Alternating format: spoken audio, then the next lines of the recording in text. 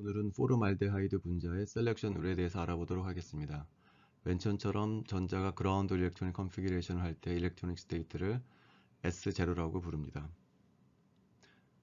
여기서 넘번딩 오비탈에 있던 전자가 파이스타로 올라가게 되면은 네 가지 상태가 있을 수가 있고, 이 중에 세 가지 상태를 트리플렛 스테이트라고 부르고 하나의 상태를 싱글렛 스테이트라고 부릅니다. 그리고 일반적으로 트리플렛 스테이트는 싱글렛 스테이트보다 아래쪽에 위치한 것으로 알려져 있습니다. 파이스타 트랜지션에서도 마찬가지로 싱글렛 스테이트와 트리플렛 스테이트를 구성할 수 있습니다. 먼저 분자의 셀렉션 룰에 대해서 알아보기 전에 우리에게 친숙한 원자의 셀렉션 룰에 대해서 알아보도록 하겠습니다. 원자의 상태를 나타낸 파동 함수는 스페셜 파트와 스핀 파트로 구성이 되고, 스페셜 파트에 관한 셀렉션 룰을 특별히 시메트리에 관한 셀렉션 룰이라고 부릅니다. 우리가 잘 알고 있다시피 1S에 있던 전자가 2S로 올라가는 트랜지션은 포비든 트랜지션으로 알려져 있고, 1S에서 2P로 올라가는 트랜지션이 셀렉션 룰을 만족하는 얼라우드 트랜지션으로 알고 있습니다. 양자역학에 의하면 트랜지션 프로버빌리티는 위에 보이는 이 적분값에 의존하게 됩니다. 이 적분 안에 들어가는 함수는 이니셜 스테이트와 파이널 스테이트, 그 다음에 사용하는 빛의 평강을 나타내는 함수가 들어가게 되겠습니다. 이 함수를 이용해서 우리가 1S에서 2S로 올라가는 전위가 포비든 트랜지션임을 알 수가 있습니다. 먼저 이니셜 스테이트가 1S고 파이널 스테이트가 2S인 경우 1S 오비탈과 2S 오비탈은 구형 대칭인 우함수입니다. 예를 들어서 우리가 X로 평강된 빛을 쏴줬다고 했을 때 X라는 함수는 PX 오비탈과 비슷한 기함수가 됩니다. 부호가 있기 때문에 기함수가 됩니다. 그래서 우함수하고 기함수하고 우함수를 곱해주게 되면은 기함수가 돼서 적분값은 0이 됨을 보일 수가 있습니다. 우리가 이 1S에서 2S 트랜지션이 0이 되는 걸 보일 때 실제로 파동함수의 식을 갖다가 놓고 적분한 것이 아니고 함수가 갖고 있는 대칭성만을 이용을 해서 이것이 포비든 트랜지션이라는 것을 보일 수 있었기 때문에 이런 셀렉션 룰을 시메트리에 의한 셀렉션 룰이라고 부릅니다. 반면에 2p 오비탈로 올라가는 것은 얼라우드 트랜지션이라는 것을 보일 수가 있는데, 이니셜 스테이트는 1s 오비탈, 파이널 스테이트는 2p 오비탈. 역시 똑같이 x방향의 평강을 사용한다고 했을 때 달라지는 것은 2p 오비탈의 기함수가 돼서 얘는 이제 우함수가 됩니다. 그래서 우함수를 적분해 주면은 영한인 값을 가질 수가 있어서 2p 오비탈로의 전위는 우리가 얼라우드 트랜지션이라고 부릅니다.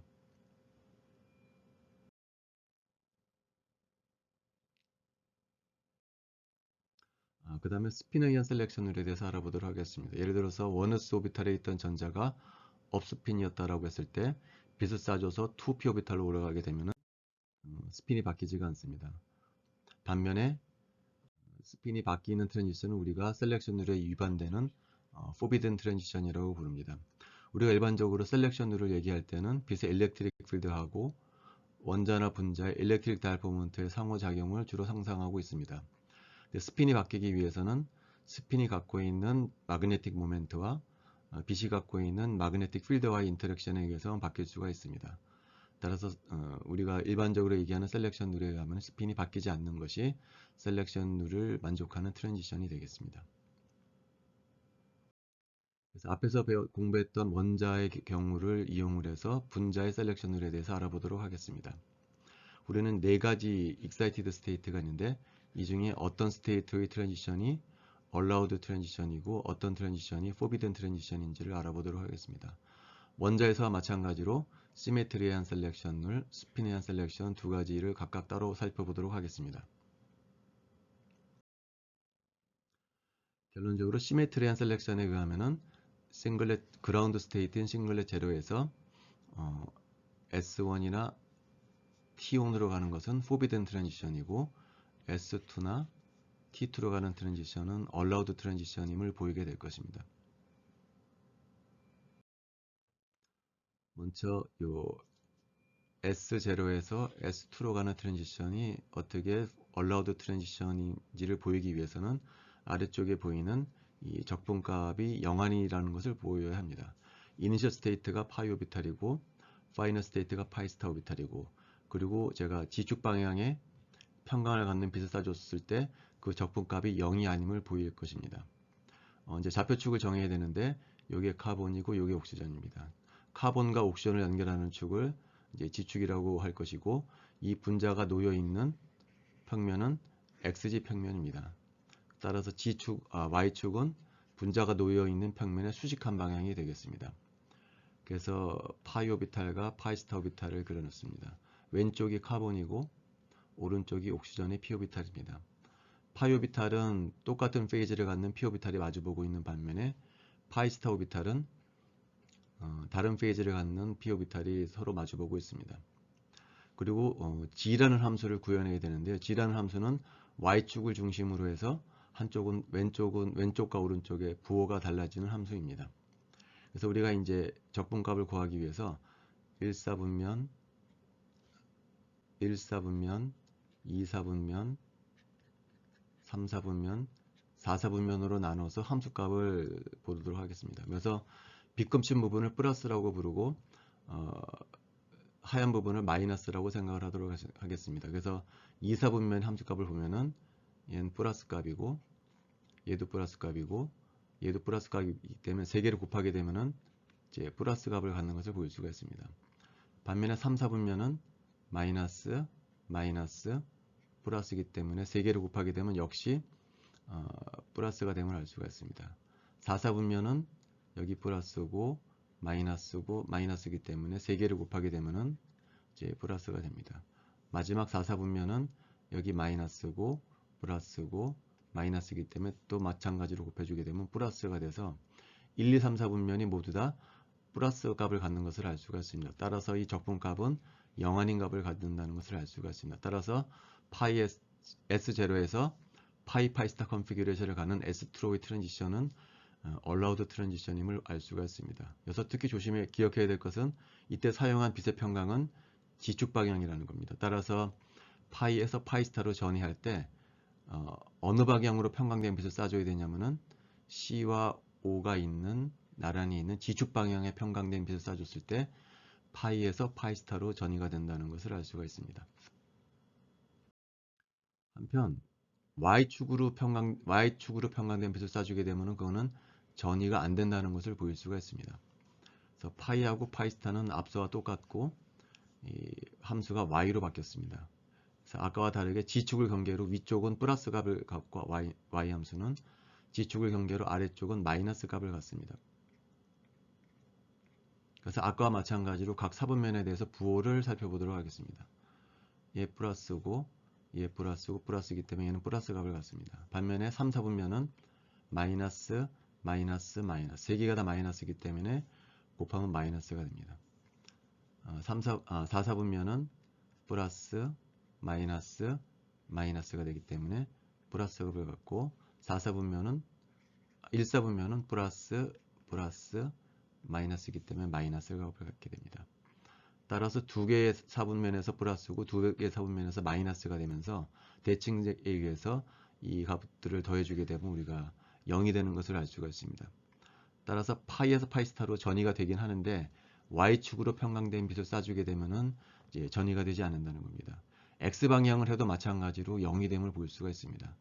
따라서 파이에서 파이 스타로 전이를 시켜주기 위해서는 빛의 평강이 중요한데 C와 O를 연결하는 G축 방향으로 평강된 빛을 쏴줘야만 S0에서 S2로 전이가 됨을 알 수가 있습니다. 우리가 여기서 allowed라고 하는 것은 세 가지 평강 중에 하나만 allowed가 되면 우리가 그것을 allowed라고 얘기를 하고 있습니다. 반면에 다음에 살펴볼 M파이 스타는 X평강이든 Y평강이든 G평강이든 이 적분값이 모두 0이 됨을 알 수가 있습니다. 자, 여기서는 이니셜 스테이트는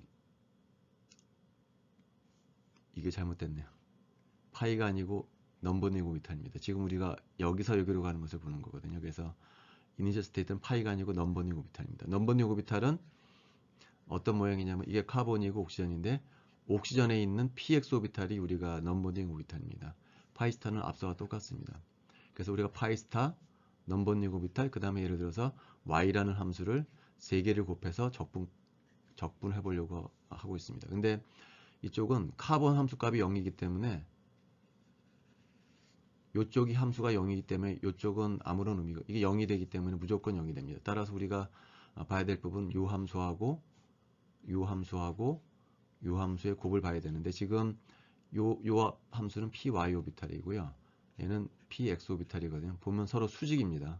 그래서 py 오비탈과 px 오비탈은 서로 수직이기 때문에 얘하고 곱하면은 여기 어떤 함수를 갖다 준다고 하더라도 이제 0이 됨을 보일 수가 있습니다. 꼭 y가 아니고 x라든지 g가 돈다고 하더라도 이 px 오비탈과 py 오비탈이 이미 수직이기 때문에 곱해서 적분해주면 우리가 0이 됨을 알 수가 있습니다. 그래서 결론적으로 S0에서 n파이 스타로의 트랜지션은 x평강이든 y평강이든 g평강이든 적분값이 0이 돼서 forbidden 트랜지션임을 알 수가 있습니다. 반면에 파이 스타로의 트랜지션은 allowed 트랜지션인데 지축 방향으로 평행된 빛을 쏴줬을 때 allowed 트랜지션이 되는 것을 알 수가 있습니다.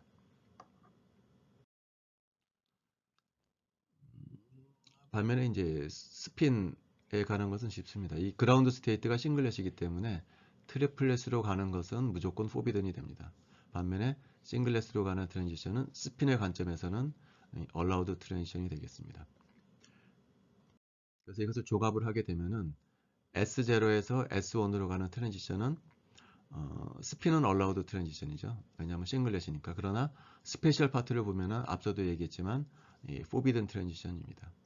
반면 S0에서 S2로 가는 것은 스핀도 allowed 트랜지션, 똑같은 싱글렛이니까 allowed 트랜지션이고 아까 우리가 적분을 해봤지만 지축 방향으로 평강된 빛을 쏴주게 되면은 allowed 트랜지션임을 알 수가 있습니다. 반면에 S0에서 T1으로 가는 것은 스핀도 forbidden이고 컨피규레이션도 n파이 스타이기 때문에 스페셜 파트도 forbidden입니다. 반면에 T2로 가는 트랜지션은 스핀은 forbidden이지만 스페셜 파트는 allowed 트랜지션임을 알 수가 있습니다. 그래서 가장 강한 트랜지션은 S0에서 S2로 가는 트랜지션이 두 가지 셀렉션들을 만족하는 allowed 트랜지션이 되겠습니다. 자, 이거는 이제 전형적인 UV 비저블 업접션 에미션 스펙트럼입니다. 여기서 이제 안트라센이 나오는데요. 안트라센의 S1은 파이 스타입니다. 포름알데하이드인 경우에는 S1이 n파이 스타였었는데요. 이 넘버 뉴오비탈이 나오는 경우는 화학 물질의 C나 이거 C가 아니라 O, N, F 같은 이걸 보통 유기화학에서는 헤테로애텀이라고 부르거든요. 헤테로애텀이 있는 경우에만 넘버 뉴오비탈이 존재합니다. 근데 안트라센은 카본과 수소로만 이루어져 있기 때문에 이런 넘버 뉴오비탈이 존재하지 않습니다. 그래서 안트라센인 경우에는 싱글렛 첫 번째 익사이티드 스테이트가 파이스타 트랜지션인 allowed 트랜지션입니다. 그래서 이 그림에서 점선으로 표현된 부분이 바로 S0에서 S1으로의 트랜지션입니다. 반면에 여기 보이는 요 장파장 쪽의 요 트랜지션은 S0에서 T1 트랜지션입니다. 얘는 시메트리 포비든이죠. 그라운드 스테이트는 싱글렛인데 트리플렛 스테이트로 가기 때문에 시메트리 포비든이라서 얘는 포비든 트랜지션입니다. 그래서 보면은 업접션 코에피션트가 얘는 10의 4승이고 얘는 10의 4승, 거의 10의 8승 차이가 나죠. 그래서 이게 가장 강한 allowed 트랜지션이고 얘는 forbidden 트랜지션입니다. 그 다음에 빨간색으로 표현된 요 실선 커브는 에미션 스펙트럼입니다. S1으로 올라간 분자가 다시 S로 떨어지면서 이제 빛을 방출하게 되는 것을 우리가 플로레센스라고 부르고요. T1에서 S0로 떨어지면서 빛을 내는 것을 우리가 이제 포스포레센스라고 부릅니다. 그래서 한 가지 기억해 줘야 될 것은 뭐냐면은 업접션 스펙트럼의 파장하고 에미션 스펙트럼의 파장을 보면은 에미션 스펙트럼의 파장이 장파장 쪽으로 이제 밀려나가 있습니다. 그 말은 무슨 얘기냐면은 흡수할 때 포톤의 주파수하고 방출할 때 포톤의 주파수가 다르다는 얘기인데 방출할 때 포톤의 주파수가 줄어들었다는 얘기죠. 그러니까 저 작은 에너지를 갖는 포톤을 방출한다고 부릅니다. 요 시프트를 뭐라고 부르냐면은 분광학에서는 스톡 시프트라고 부릅니다. 그러니까 업접션 됐을 때보다 더 긴 파장의 빛을 방출하는 것을 우리가 이제 스톡 시프트라고 부르고 스톡 시프트가 일어나는 이유는 다음에 얘기할 바이브레이션을 릴렉세이션 때문에 일어나는 프로세스입니다. 여기 일종의 S0 스테이트고요. 여기 S1, 여기 T1입니다. 그래서 그라운드 스테이트에서 빛을 쏴줘서 S1으로 올라갑니다. S1에 excited vibrational 레벨로 일반적으로 올라간 다음에 바로 겪는 케이스는 뭐냐면은 이 분자가 이 상태에서 가만히 있는 것이 아니고 바이브레이셔널 레벨을 타고 계속 쭉 내려옵니다. 이걸 갖다가 뭐라고 부르냐면은 이제 바이브레이셔널 릴렉세이션이라고 부르고, 이 방출하는 그 여분의 바이브레이션 에너지는 용매 분자가 열의 형태로 가져가게 됩니다. 따라서 이 바이브레이션을 릴렉세이션을 통해서 얘가 포톤이 전달해준 에너지의 일부를 잃게 됩니다. 그래서 스톡 시프트가 일어나는 겁니다. 그래서 그라운드 바이브레이셔널 레벨로 도착하게 되면은 여기 있는 분자는 세 가지 다른 경로를 통하여 다시 그라운드 스테이트로 떨어지게 됩니다. 첫 번째 경로는 뭐냐면은 빛을 내면서 S0로 떨어지는 프로세스입니다. 그걸 뭐라고 부르냐면은 이제 플로레센스라고 부르고, 왼쪽 그림에서 파란색 부분에 해당합니다. 빛을 내면서 떨어지는 프로세스를 이제 플로레센스 프로세스라고 부르고요. 빛을 내지 않으면서 떨어지는 프로세스가 있습니다. 왼쪽 그림에서는 빨간색 점선에 해당하는 프로세스인데, 이걸 뭐라고 부르냐면은 이제 인터널 컨버전이라고 부릅니다. 그러니까 플로레센스하고 인터널 컨버전은 공통점은 뭐냐면은 싱글렛에서 싱글렛으로 전이한다는 것인데, 플로레센스는 빛을 내는 것이고 인터널 컨버전은 빛을 내지 않고 떨어지는 넌 레디에이티브 프로세스라고 하는 것입니다. 자, 그 다음에 예를 들어서 제가 100개의 분자를 S0에서 S1으로 올려줬을 때 뭐 40개가 플로레센스로 떨어지고 20개를 인터널 컨버전으로 떨어진다고 하면은 40개가 남게 되겠죠. 그 40개는 어떻게 되냐면 옆에 있는 트리플렛 스테이트로 이제 이전하게 됩니다.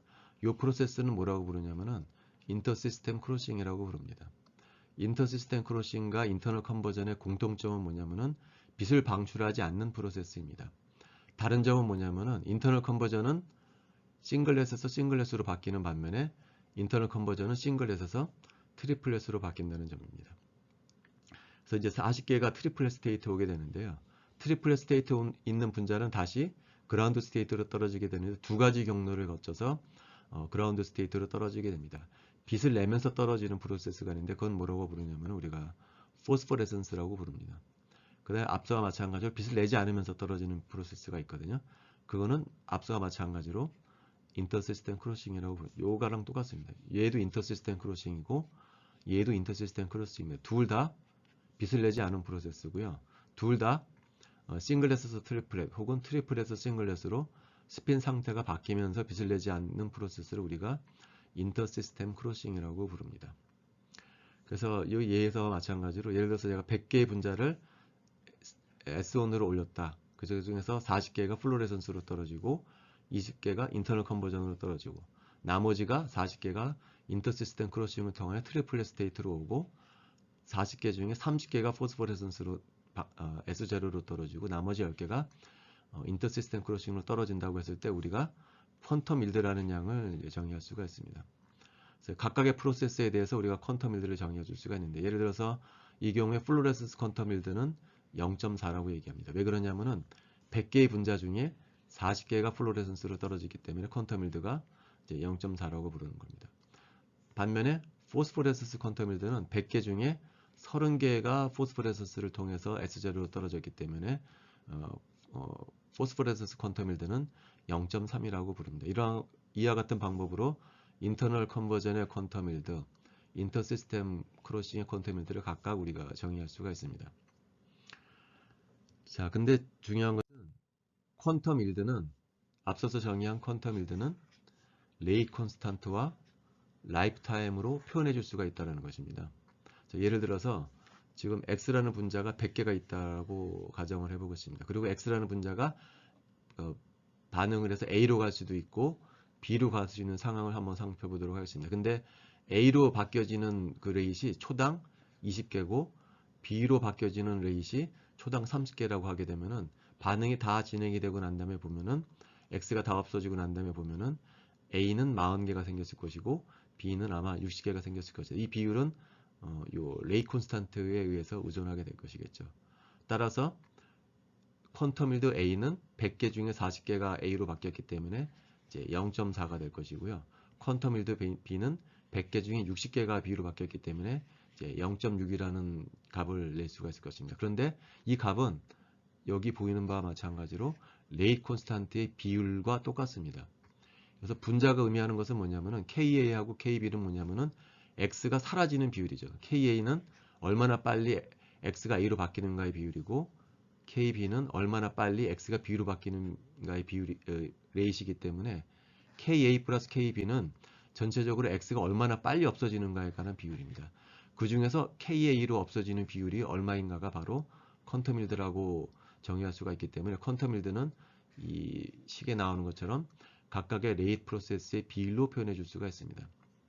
여기서 우리가 KA 플러스 KB분의 1은 따로 뭐라고 부르냐면은 이제 라이프 타임이라고 부르기도 합니다. 앞서도 계속 얘기했지만 KA 플러스 KB는 X가 사라지는 속도를 나타내 주는 것이기 때문에 그것의 역수는 일종의 라이프 타임이라고 볼 수가 있습니다. 이게 작게 되면은 굉장히 오래 살아남는다는 뜻이 되겠죠.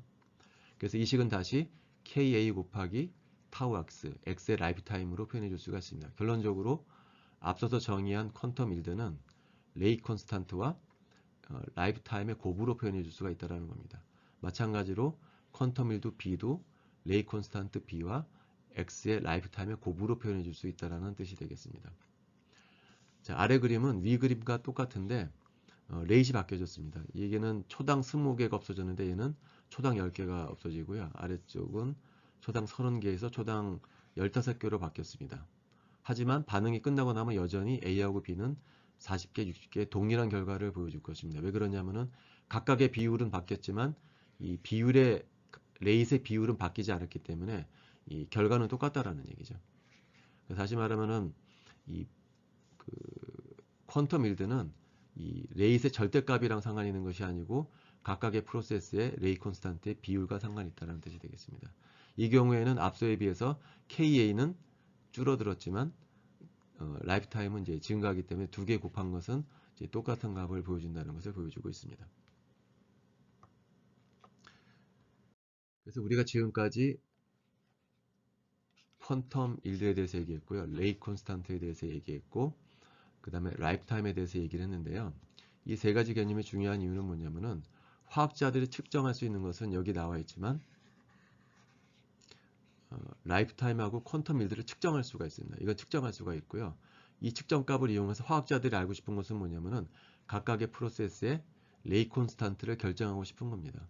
그래서 이게 1클로른 아프탈렌의 오식도입니다. S0가 있고 S1이 있고 T1이 있습니다. 그리고 싱글 스테이트의 라이프 타임은 10-8층초로 측정이 되었고 트리플 스테이트의 라이프 타임은 0.3초로 측정이 되어 있고 그 다음에 플로레센스 퀀텀 일드, 포스포레센스 퀀텀 일드, 인터널 컨버전 퀀텀 일드를 이제 측정했다라는 거죠. 이 측정값을 이용해서 화학자들이 알고 싶은 것은 이 빨간색으로 표현된 각각의 프로세스의 레이 콘스탄트를 이제 알고 싶다라는 겁니다. 그래서 방법은 어떻게 되냐면은 이 모식도를 이용해서 우리가 앞서서 배웠던 지식을 이용해서 이것들의 관계를 이용해서 5개의 식을 만들어낼 수가 있습니다. 먼저 이 그림에서 플로렌스 퀀텀 일드는 다음과 같이 레이 콘스탄트와 라이프 타임으로 표현될 수가 있습니다. 여기서 분모에 해당하는 것은 뭐냐면은 플로레센스는 싱글 스테이트에서 나오는 것이거든요. 근데 이 세 개의 레이 콘스탄트의 합은 뭐냐면은 이 싱글 스테이트가 없어지는 속도를 얘기해 줍니다. 이 싱글 스테이트가 없어지는 메커니즘은 세 가지거든요. 플로레센스로 없어질 수가 있고 인터널 컨버전으로 없어질 수가 있고 인터시스템 크로싱으로 없어질 수가 있거든요. 이것이 각각의 속도입니다. 플로레센스 레이트, 인터널 컨버전 레이트, 인터시스템 크로싱 레이트 이 세 개를 도와준 것이 바로 얼마나 빨리 이 싱글 스테이트가 없어지는가를 나타내 주는 것이고 그 없어지는 것 중에 플로레센스로 없어지는 것이 비율이 바로 플로레센스 퀀텀 일드가 되겠습니다. 그리고 요 놈은 앞서도 얘기했지만 싱글 스테이트의 라이프 타임이 되겠습니다. 그래서 결과적으로는 플로레센스 퀀텀 일드는 플로레센스 레이트에다가 싱글 스테이트의 라이프 타임의 곱한 값으로 나오게 되겠습니다. 아래식도 똑같습니다. 인터널 컨버전 퀀텀 일드는 인터널 컨버전 레이트에다가 싱글 스테이트의 라이프 타임을 곱해주면 되겠습니다. 인터시스템 크로싱 여기서 인터시스템 크로싱은 싱글렛에서 트리플렛으로 가는 인터시스템 크로싱을 의미하고 걔도 마찬가지로 레이 콘스탄트의 싱글 스테이트의 라이프 타임의 곱으로 표현되겠습니다. 한편 포스포레센스 퀀텀 일드는 포스포레센스는 어디서 나오냐면은 이제 트리플렛 스테이트에서 나옵니다. 따라서 분모에 뭐가 들어가냐면은 얼마나 빨리 트리플렛 스테이트가 없어지는가에 관한 레이시 들어가야 될 것이고 트리플렛 스테이트가 없어지는 메커니즘은 두 가지거든요. 포스포레선스로 없어질 수가 있고요. 인터시스템 크로싱으로 없어질 수가 있습니다. 그래서 아래쪽에 두 개의 레이 콘스탄트가 들어갑니다. 그 중에 포스포레선스가 차지하는 비율이 얼마냐가 포스포레선스 퀀텀 일드랑 상관 있는 값이 되겠죠. 근데 여기다가 하나가 더 들어갑니다. 파이에스티라고 하는 것은 뭐냐면은 왜 필요하냐면은 포스포레선스라고 하는 것은 트리플렛에서 나오는 것이기 때문에 이 과정이 없으면은, 그러니까 싱글렛에서 트리플렛으로 아무런 분자가 오지 않는다면은 트리플렛에서 빛이 나올 수가 없죠. 그래서 이 파이에스티가 필요하다는 거죠. 파이에스티는 얼마나 많은 분자가 트리플렛 스테이트로 오는가를 나타내는 퀀텀 일드이기 때문에 이제 얘를 곱해줘야 되겠습니다. 그래서 포스포레선스 퀀텀 일드는 3개의 파라미터의 이제 곱으로 표현되게 되겠습니다. 인터시스템 퀀텀 일드도 마찬가지로 이제 3개의 이제 곱으로 표현되게 되겠습니다. 그래서 우리가 이 5개의 식을 이용을 해서 이제 요거를 이제 결정할 수가 있습니다. 먼저 첫 번째 스텝은 얘를 이제 계산해 보도록 하죠. 얘는 뭐냐면은 인터시스템 크로싱 퀀텀 일드입니다. 근데 문제에서 보면은 100개를 쌓아줬는데 플로렌스 퀀텀 일드가 0.06이라고 하는 것은 뭐냐면 100개 중에 6개가 플로렌스로 떨어진다는 얘기죠. 그 다음에 인터널 컨버전 퀀텀 일드는 0이라는 것은 인터널 컨버전으로 떨어지는 것은 없다라는 거죠. 그럼 100개 중에 6개가 플로레선스로 떨어졌으니까 인터시스템 크로싱을 통해서 트리플렛으로 가는 것은 이제 94개가 될 거라는 거죠. 그래서 인터시스템 크로싱 퀀텀 일드는 이제 0.94가 될 것입니다. 그래서 여기 0.94, 여기 0.94, 여기 0.94를 대입하면 되겠습니다. 자, 이제는 이제 트리플렛 스테이트에 94개가 왔는데요. 그 중에 54개는 포스포레선스로 떨어진다고 그랬기 때문에 인터시스템 크로싱으로 떨어지는 것은 이제 50이 되겠죠. 40이 되겠죠. 94개 중에 54개가 포스포레선스로 떨어졌으니까 이쪽으로 떨어지는 것은 이제 40개가 되겠습니다. 그래서 파이 TS에는 이제 0.40을 대입해주면 되겠습니다. 나머지는 이제 여기 주어진 데이터를 대입하면 되겠습니다. 싱글 스테이트 라이프타임이 10-8승이니까 여기다 10-8승 대입해주고 여기 10-8승 대입해주고요. 그 다음에 트리플렛 스테이트의 라이프타임이 0.3이니까 여기 0.3, 여기 0.3 대입해주면 되겠습니다. 그 다음에 플로레선스 퀀텀미터가 0.6이니까 여기다가 0.6을 대입해주고 포스포레선스 퀀텀미터가 0.54니까 여기다 이제 0.54를 대입해주게 되면은 식이 완성됩니다. 그래서 우리가 이 4개식을 이용할 텐데요. 얘 알고, 얘 알고, 얘 알고, 얘 알고, 빨간색 부분, 파란색 부분이 다 알으니까 우리가 원하고자 하는 까만색 부분의 레이 콘스탄트를 이제 구할 수가 있습니다. 이런 방법으로 이제 구하게 되면은 아마 이런 값이 나오게 될 것입니다. 이런 식으로 구하게 되는데요. 실제로 중요한 것은 이제 다음 페이지입니다, 사실은. 그래서 우리가 이런 방법을 이용해서 레이 콘스탄트를 뭐 계산을 한다든지 그 다음에 이런 퀀텀 일들을 우리가 이제 측정을 했다라는 거죠. 그래서 여러 가지 분자에 대해서 측정을 해보니까 분자마다 이것들이 천차만별이라는 거죠. 예를 들면은 포스포레선스 퀀텀 일들을 보면은요.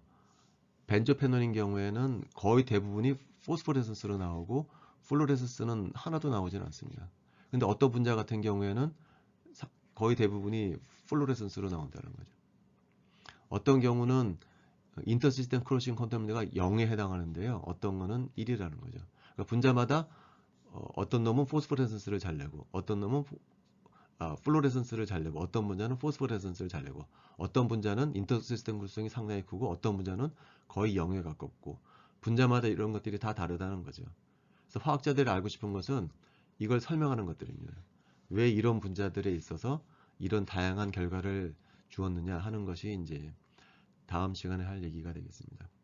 지금 하는 것들은 이제 보통 뭐라고 분광학이라고 부르지는 않고요. 보통 이제 광학이라고 부릅니다. 광학에서 이런 것들이 상당히 중요합니다. 뭐 발광 소재를 만드는 데 있어서 되도록이면 플로레선스라든지 포스포레선스 퀀텀 일드가 큰 소자가 중요하겠죠. 근데 그럼 어떤 분자가 이런 플로레선스나 포스포레선스가 크냐, 어떤 분자가 이런 것들이 크냐가 상당히 중요한 팩터들일 것입니다. 그래서 다음 시간에는 이 표에 대해서 설명을 하도록 하겠습니다.